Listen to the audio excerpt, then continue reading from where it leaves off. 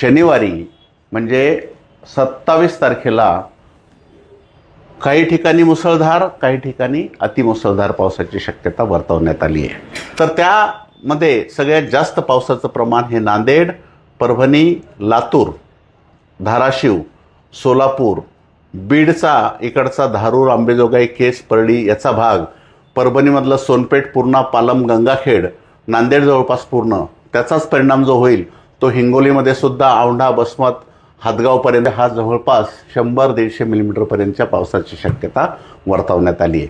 तर सगळ्यांना विनंती करेल की किमान या भागातल्या शेतकऱ्यांनी पूरस्थिती उद्भवू शकते, त्यामुळं इथल्या शेतकऱ्यांनी विशेष काळजी घ्यावी.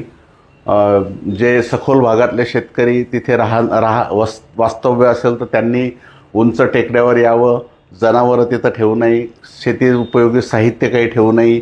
हार्वेस्टिंग सध्या म्हणजे शुक्रवार नंतर किंवा शुक्रवारीसुद्धा आज उद्या जरी कोणी कापणी वगैरे सोयाबीनची केली तर ते लगेच जमा करून झाकून ठेवावं, कारण शनिवारी हा बहुतांश भागात राज्यात पाऊस पडणार आहे.